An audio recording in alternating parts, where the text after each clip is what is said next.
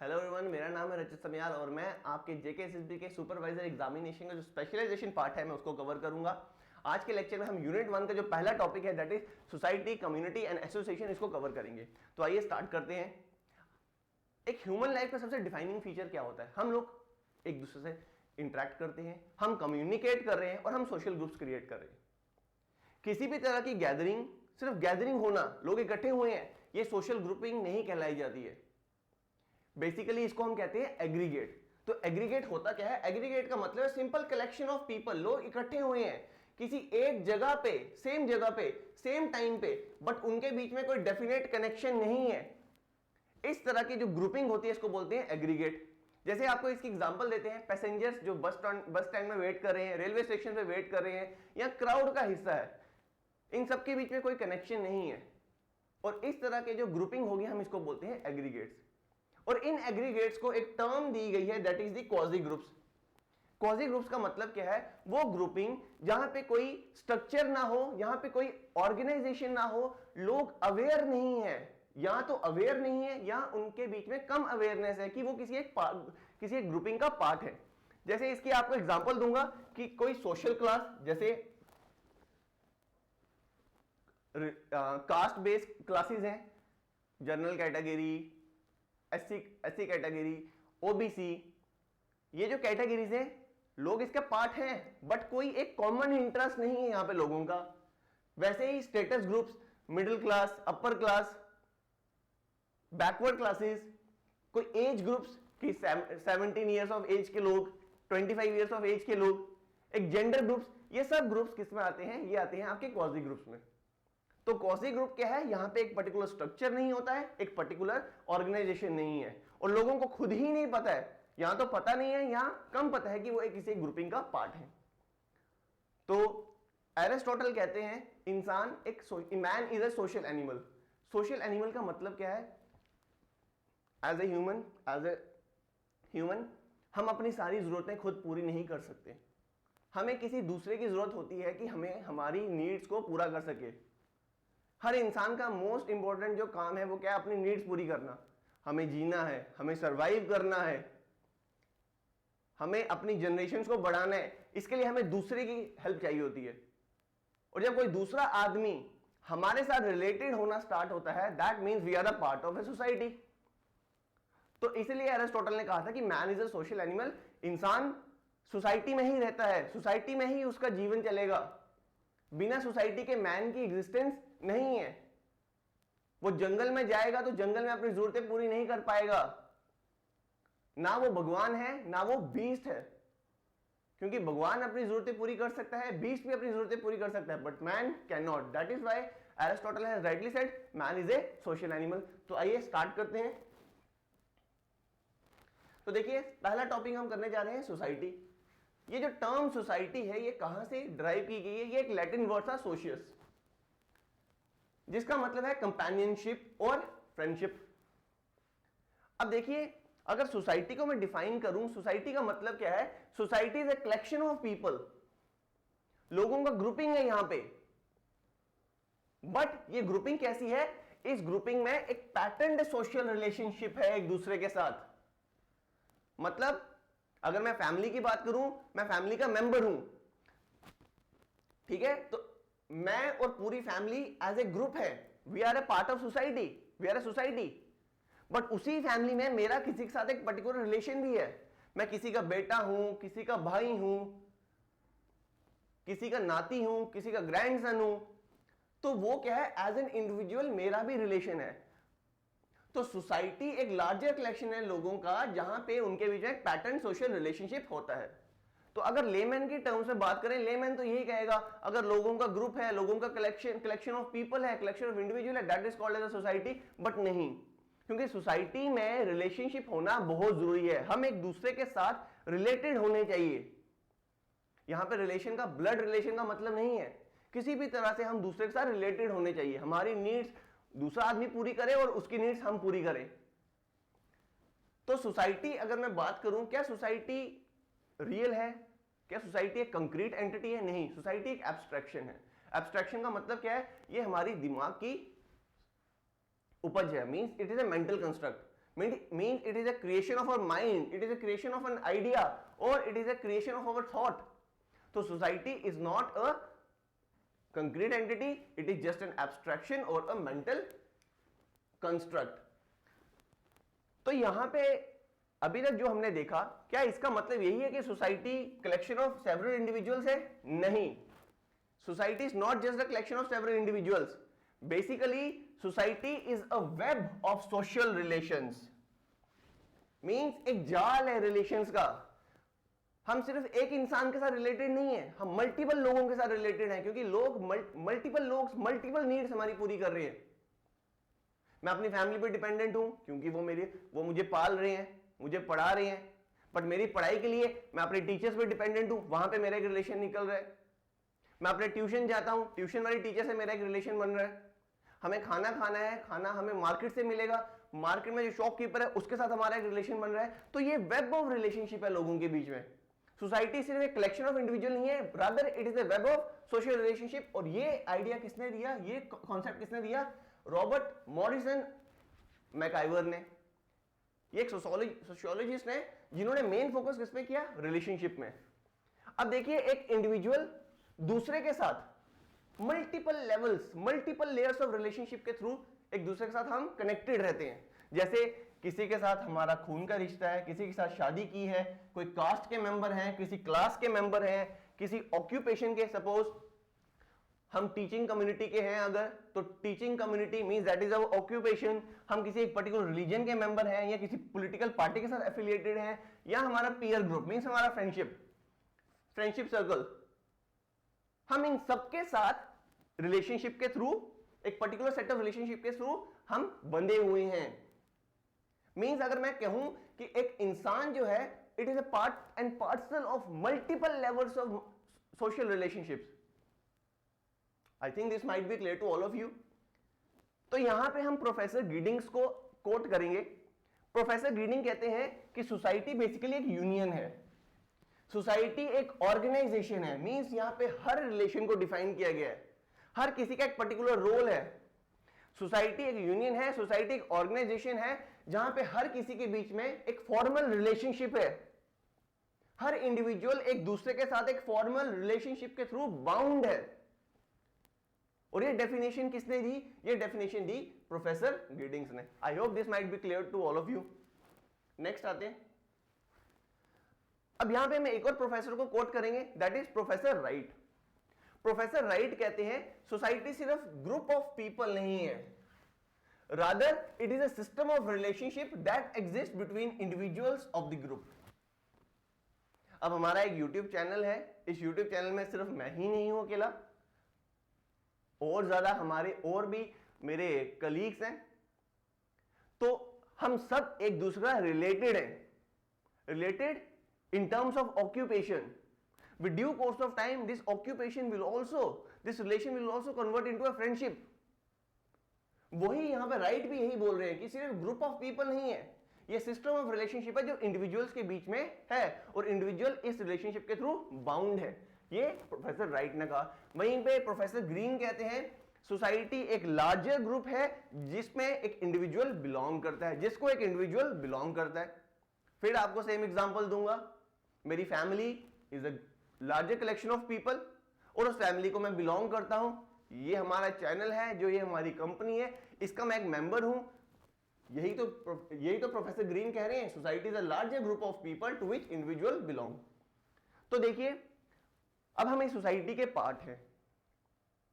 अब जब मैं सोसाइटी का पार्ट हूं, तो सोसाइटी के कुछ नॉर्म्स, वैल्यूज, कुछ फेथ, कुछ फोक वेज होंगे, कुछ बिलीव्स होंगे, कुछ फेथ्स होंगे, वो मुझे मानने पड़ेंगे. क्योंकि ये जो सोसाइटी के norms, values, folkways and modes, ये कुछ ऐसे सोसाइटी के स्ट्रक्चर्स होते हैं जो हमारे बिहेवियर को गाइड करते हैं इन ए सोसाइटी.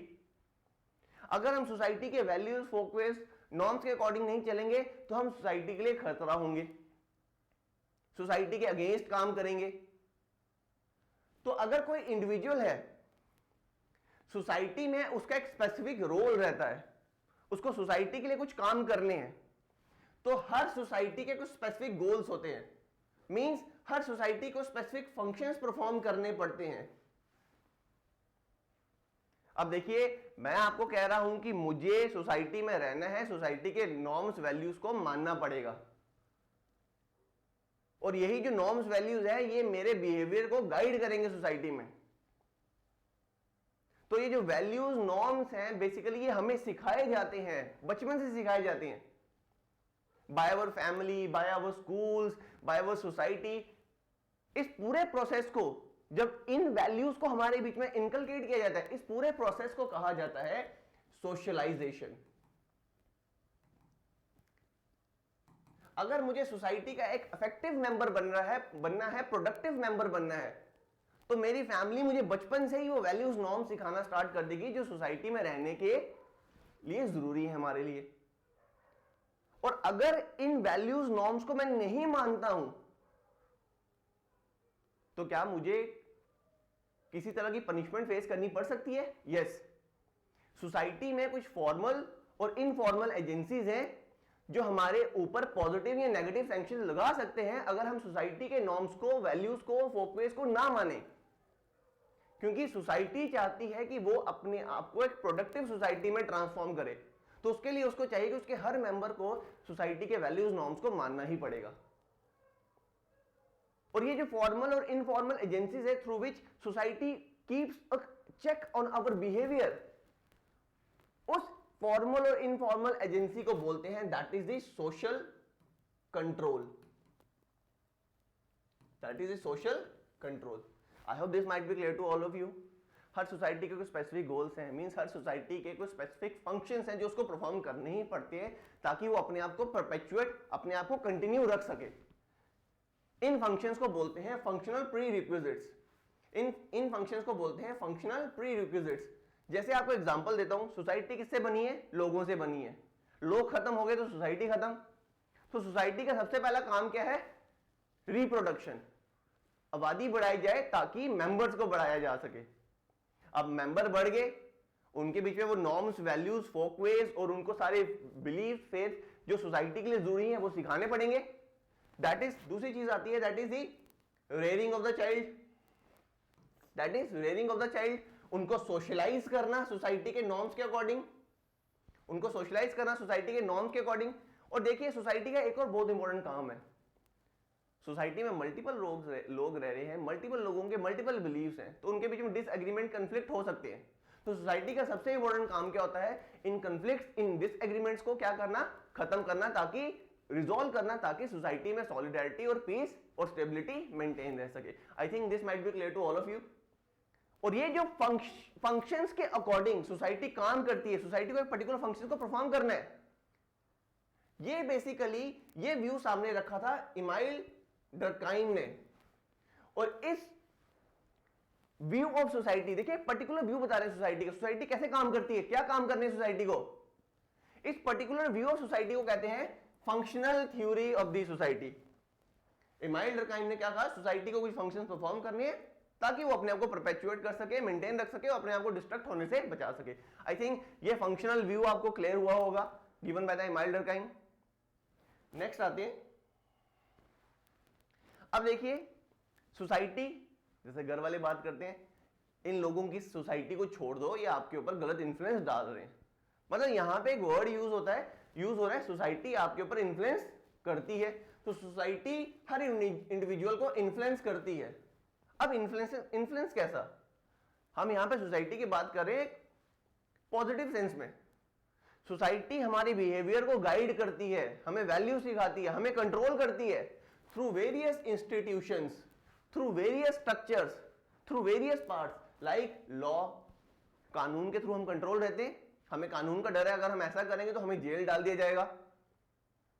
और वो कानून किसने बनाया? हमारी सोसाइटी ने बनाया। लॉज के थ्रू, रिलीजन के थ्रू, रिलीजन भी हम पे कुछ सैंक्शन लगाता है कि आपको ये काम नहीं करना है। जैसे अगर हम हिंदू फिलॉसफी की बात करें तो यहां पे कर्मा का कॉन्सेप्ट है कि आपके कर्मा आपको पनिश करेंगे। तो ये जो कर्मा का कॉन्सेप्ट है ये हमें रोकती है सोसाइटी के अगेंस्ट जाने से। देन आपकी family, the foremost, the first school of the child is the family. और द सोशलाइजेशन का जो प्रोसेस है वो कहां से स्टार्ट होता है? फैमिली से। तो ये पर्टिकुलर सेट ऑफ इंस्टीट्यूशंस हैं जिसके थ्रू सोसाइटी एक इंडिविजुअल को इन्फ्लुएंस करती है।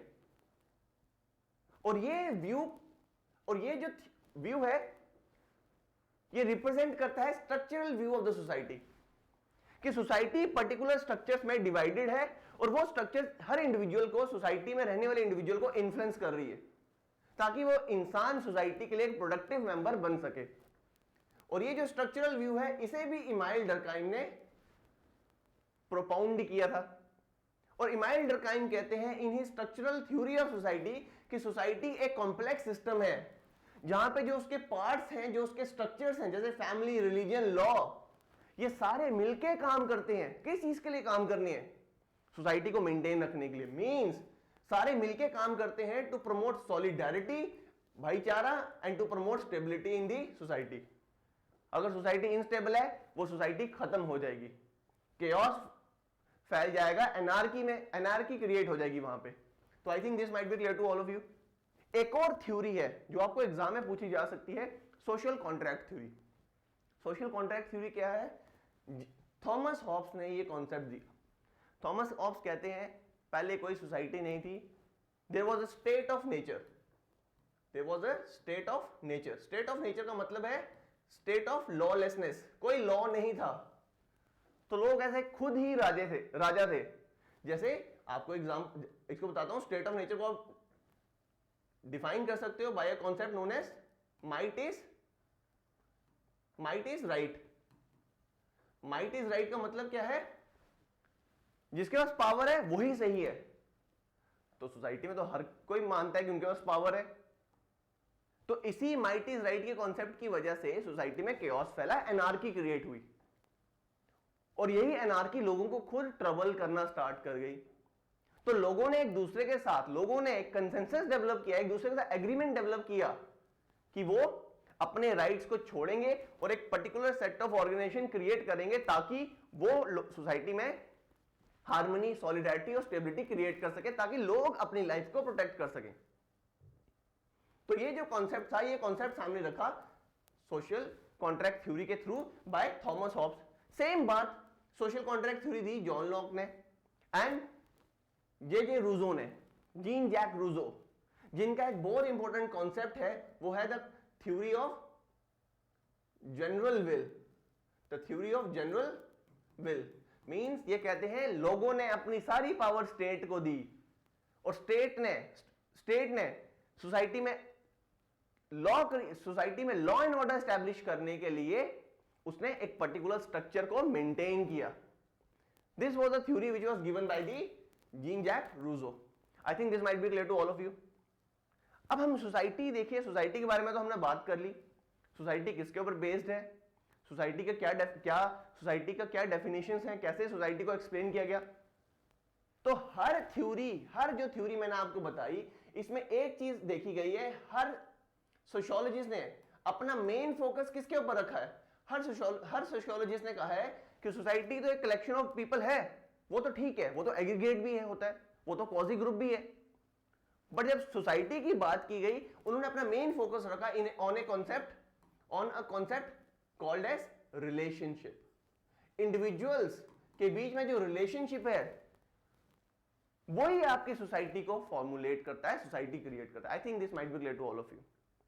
Now we will study about the classifications of the society. Society को डिफरेंट कैटेगरीज के बेसिस पे क्लासिफाई किया गया है।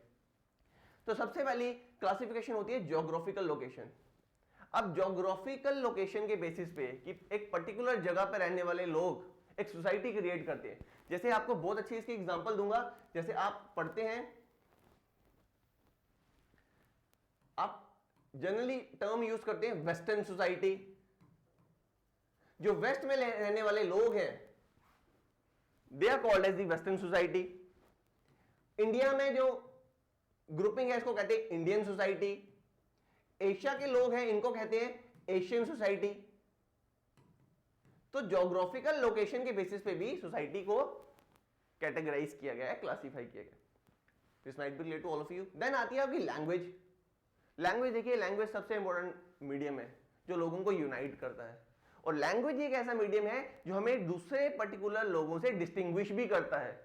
तो लैंग्वेज के बेसिस पे भी सोसाइटीज क्लासीफाई है। जैसे इसके आपको एग्जांपल दूंगा, आप कहते हैं तमिल सोसाइटी, तमिल बोलने वाले लोग, Telugu society, Kashmiri society, Dogra society. तो these all are the classification of a society. This is the particular classification of society on the basis of language. Then आती है आपकी core values। देखिए हर रीजन के अपने अपने core values होते हैं, तो core values के बेसिस पे भी सोसाइटी को कैटेगराइज किया गया है। जैसे आपको एग्जांपल दूंगा वेस्टर्न सोसाइटी। अगर मैं वेस्टर्न सोसाइटी की बात करूं तो ये माना जाता है वेस्टर्न सोसाइटी के कुछ कोर वैल्यूज हैं, और वो कोर वैल्यूज क्या है? ये माना जाता है वेस्टर्न सोसाइटी बड़ी रैशनल है, वेस्टर्न सोसाइटी बड़ी मॉडर्न सोसाइटी है, वेस्टर्न सोसाइटी बड़ी इंडिविजुअलिस्ट सोसाइटी भी है, इंडिविजुअलिस्टिक सोसाइटी भी है, ये बड़ी कंज्यूमरिस्ट सोसाइटी भी है। अब देखिए इंडिविजुअलिस्टिक का मतलब क्या है? अपने से मतलब है, किसी से मतलब नहीं है। आपका नेबर क्या कर रहा है, नेबर है मर गया है, कोई कंसर्न नहीं है किसी को, उनको सिर्फ अपने से कंसर्न है। वो किसी के बारे में नहीं सोचते हैं, अपनी प्राइवेसी से उनको ज्यादा मतलब है। That type of thing, that particular thing is called as the individualistic. और कंज्यूमरिस्ट का मतलब क्या है?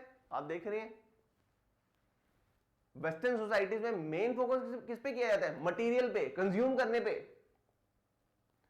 बड़ी बड़ी सुपर कार्स बन रही हैं, ज्यादा गैस और पेट्रोल वो यूज करते हैं, पोल्यूशन क्रिएट कर रहे हैं, but they are not concerned.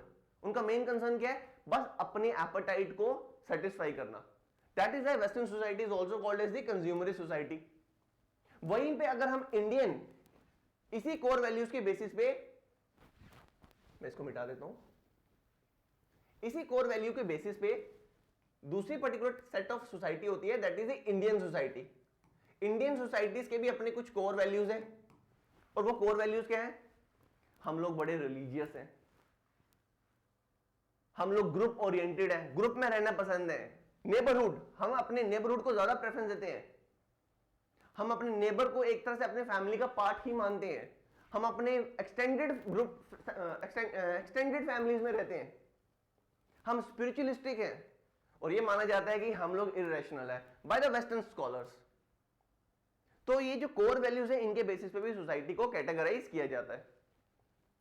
अब देखिए ये जो क्लासिफिकेशन की गई है कोर वैल्यूज के ऊपर, ये वेस्टर्न स्कॉलर्स ने की है, तो ऑब्वियसली कहीं ना कहीं उन्होंने रेसिज्म शो किया है कि इंडियन सोसाइटी इररेशनल सोसाइटी है, हम रिलीजियस हैं, हम ग्रुप ओरिएंटेड हैं, हम स्पिरिचुअलिस्टिक हैं, हम साइंटिफिक नहीं है।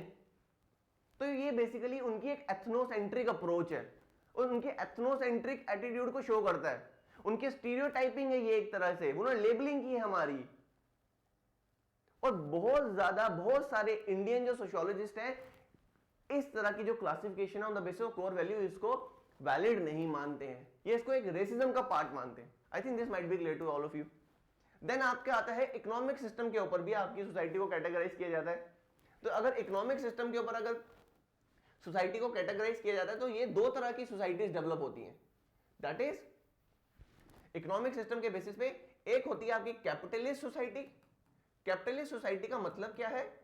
कैपिटलिस्ट सोसाइटी का मतलब है जहां पे जो मीन्स ऑफ प्रोडक्शन है, मीन्स ऑफ प्रोडक्शन जैसे आपके land, labour and capital. Capital का मतलब क्या है? कैपिटल का मतलब है मनी, पैसा। तो ये land, labour and capital they are owned by the private individual. मतलब पैसा, जमीन और लेबर भी सब मेरा है। तो वो जो particular set of economic system जो डेवलप होगा उसको कहा जाता है कैपिटलिस्ट सिस्टम। मतलब गवर्नमेंट का इतना रोल नहीं है। इसकी बहुत अच्छी एग्जांपल है वेस्टर्न कंट्रीज।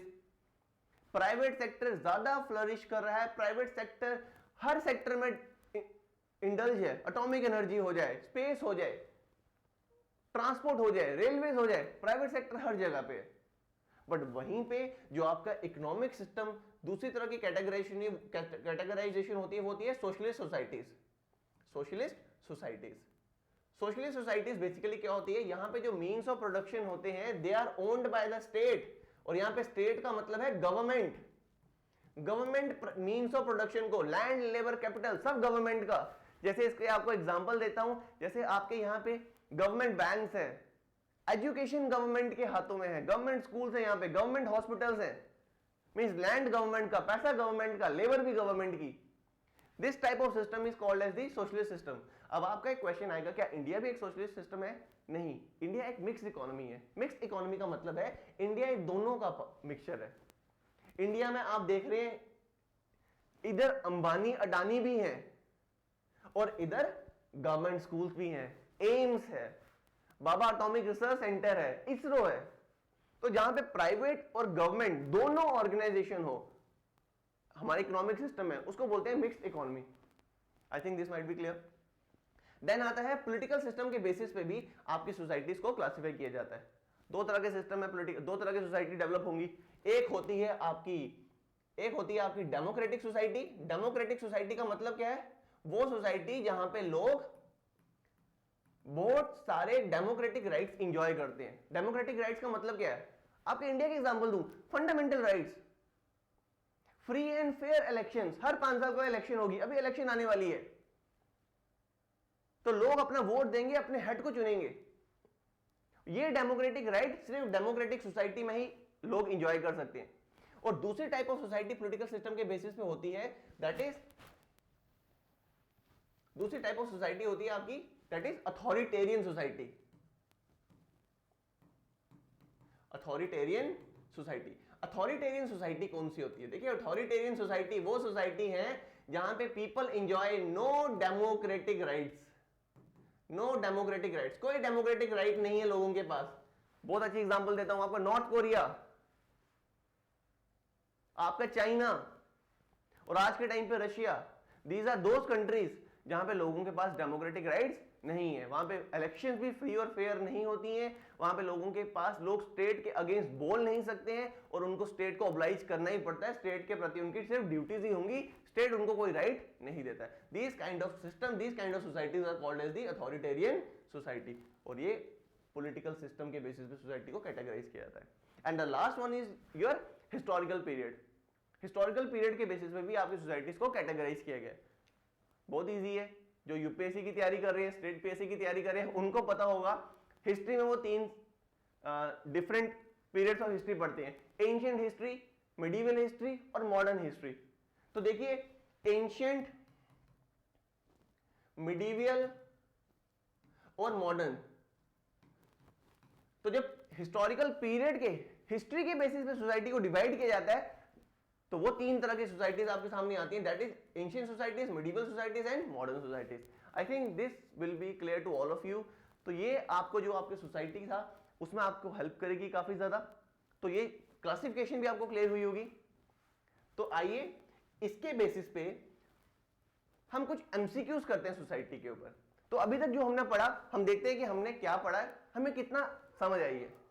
तो पहला एमसीक्यू कहता है, सोशियोलॉजी में सोसाइटी किसे कहते हैं? क्या ये मेंबर ऑफ स्पेसिफिक ग्रुप है? क्या एक पर्टिकुलर ग्रुप के लोग ही सोसाइटी बनाएंगे? नहीं, वो बेसिकली कम्युनिटी होता है, एसोसिएशन होता है, सोसाइटी नहीं होता है। Society is a larger collection of people, किसी भी ग्रुप के हो सकते हैं। जैसे आपके मोहल्ले के अंदर मोहल्ला मंदिर कमेटी बनी होती है, फिर एक वेलफेयर कमेटी बनी होती है, बट वो सब मिलके क्या होते हैं? सोसाइटी का पार्ट है। तो पहला ऑप्शन नहीं है। दूसरा, society refers to the pattern of norms of interaction. जैसे मैंने आपको बता रहा हूं, सोसाइटी में बेसिकली होता क्या है, सोसाइटी का मेन कॉन्सेप्ट क्या है? Society rest on the mutual interaction between the people. Mean society consist of social relationship which rest on the mutual interaction among the people. तो ये जो ऑप्शन है that is the correct option. Mean society में एक pattern है, एक norms develop हुए हैं कि लोग एक दूसरे से इंटरेक्ट करेंगे और किस किस काम के लिए इंटरेक्ट करेंगे। तो sociology, society refers to the pattern of the norms of interaction. Congregation of people का मतलब क्या है? Quasi groups, people with custom and laws, वो ट्राइब आ गया आपका, वो कम्युनिटी के अंदर आया था आपका। तो पहला इन sociology society rest on pattern of norms of interaction. I think this might be clear. तो आइए दूसरा क्वेश्चन देखते हैं। दूसरा क्वेश्चन कहता है, according to professor Giddings, society rest on, society का मेन फीचर है क्या? सोसाइटी बेसिकली है क्या? Is it a mutual cooperation? Obviously है, पर म्यूचुअल कॉपरेशन कम्युनिटी में भी है, एसोसिएशन में भी है। Is it altruism? अल्ट्रुइज्म का मतलब क्या होता है? सेल्फलेसनेस। सेल्फलेसनेस मींस बिना किसी फायदे के सोच के मैं काम कर रहा हूं। पर सोसाइटी में हम रहते हैं, हमें कोई फायदा ही है ना। जैसे एरिस्टोटल ने कहा man is a social animal, हमें हमारी नीड को पूरा करना था, तभी हमने सोसाइटी क्रिएट की। तो अल्ट्रुइज्म तो नहीं है, म्यूचुअल कॉपरेशन भी नहीं है, हम कॉपरेट भी कर रहे हैं अपने फायदे के लिए, तो अल्ट्रुइज्म भी इसका ऑप्शन नहीं है। Consciousness of kind. Consciousness of kind का मतलब क्या है? सोसाइटी बेसिकली क्या है? सोसाइटी, हम उन्हीं लोगों के साथ सोसाइटी डेवलप करते हैं, क्रिएट करते हैं जिनके साथ हमारी सोच मिलती है, जो हमारी तरह के ही लोग होंगे। जैसे हम कहते हैं नहीं, जैसे आप लोग अगर एग्जाम की तैयारी कर रहे हैं, अगर आप सुपरवाइजर एग्जाम की तैयारी कर रहे हैं, तो आप उन्हीं लोगों के साथ अपनी सोसाइटी डेवलप करोगे जो सुपरवाइजर के एग्जाम की तैयारी कर रहे हैं। यूपीएससी वाले के साथ तो आप करोगे नहीं, क्योंकि आपका और उनका कोई रिलेशन ही नहीं आ रहा है। तो यहां पे जो ऑप्शन है इसका, जो correct answer is the consciousness of kind. Folkways and norms तो बेसिकली ये वैल्यूज हैं जो लोगों को माननी है। सोसाइटी के पार्ट बनोगे फिर ये मानना है आपको। तो इसका करेक्ट आंसर है that is the consciousness of kind. और कॉन्शियसनेस ऑफ काइंड का मतलब क्या है? वो जो लाइकनेस है लोगों के बीच में, likeness of mind of the people is called as the consciousness of kind. I think this might be clear. ये नेक्स्ट, अब जो थर्ड आपका एमसीक्यू है, ये कहता है कि society is the total social heritage of Folkways, modes and institutions. ठीक है, सोसाइटी बेसिकली एक सोशल हेरिटेज है, किससे मिलकर बना हुआ है? फोकवेज से, मोड्स से एंड इंस्टीट्यूशन से। यहां पे कुछ हैबिट्स होती हैं, कुछ सेंटिमेंट्स हैं, कुछ आइडियल्स हैं। ये कौन सा व्यू ऑफ सोसाइटी को रिप्रेजेंट कर रहा है? कौन सी व्यू ऑफ सोसाइटी को रिप्रेजेंट कर रहा है? क्या स्ट्रक्चरल व्यू को रिप्रेजेंट कर रहा है, क्या कल्चरल व्यू को, क्या फंक्शनल व्यू को, क्या कोई भी नहीं है इसमें? तो इसका करेक्ट आंसर है that is the structural view. अभी हम अगर पीछे आए, तो मैंने अभी आपको एक चीज, पीछे अभी मैंने आपको कॉन्सेप्ट क्लियर किया कि स्ट्रक्चरल व्यू में कहा गया सोसाइटी बेसिकली है क्या? सोसाइटी कॉम्प्लेक्स सिस्टम है जहां पे पार्ट्स और स्ट्रक्चर्स जैसे फैमिली, रिलीजन, लॉ मिलकर काम करते हैं to maintain solidarity and stability in the society. तो सेम यही क्वेश्चन पूछा गया है, folkways, modes, institutions, habits, sentiments, ideals, ये किस व्यू को रिप्रेजेंट कर रहे हैं? They are representing the structural view of the society. They are representing the structural view of structural theory of society. I think this might be clear. Then next आपका MCQ है, according to Dash theory, individuals made a mutual agreement and created society. लोगों ने agreement किया और society create की। किस theory के according है ये? अभी हमने पढ़ा that is the social contract theory. Social contract theory में क्या कहा? एनार्की थी, लोग एनार्की से बाहर आना चाहते थे, तो उन्होंने मिलकर एग्रीमेंट किया और सोसाइटी क्रिएट की। तो इसका करेक्ट आंसर है that is social contract. And the last one is socialisation is the matter of. Socialisation क्या है? आप सीखते हैं किस चीज को? वैल्यूज को, नॉर्म्स को, बिलीव्स को, फेथ को। किसके फेथ? सोसाइटी के, ताकि आप एक particular set of behaviour show कर सको टुवर्ड्स द सोसाइटी। और ये चीज आपको सिखाई जाती है from the beginning of your life. जैसे आप थोड़े से बड़े होना स्टार्ट होते हो, आपको चीजें सिखाई जाती हैं। तो socialisation is a matter of learning. ये कोई बायोलॉजिकल थोड़ी ना हमें पहले सीख के आएंगे, नहीं, सिखाया जाएगा। सोशलाइजेशन का पूरा प्रोसेस ही सोशलाइजिंग है, यह आंसर तो हो नहीं सकता। तो socialisation is a matter of learning. ये सीखना है हमें, सोसाइटी का एक प्रोडक्टिव मेंबर बनना है, उसको हमें सीखना पड़ेगा। तो आई थिंक ये 5 एमसीक्यूज आपको क्लियर हुए होंगे। ये आपके एग्जाम में आने की इनके बहुत ज्यादा प्रोबेबिलिटी है। तो जो आज का लेक्चर था, तो आपको कैसा लगा प्लीज हमारे कमेंट्स में उसको बताएं हमें। Thank you so much.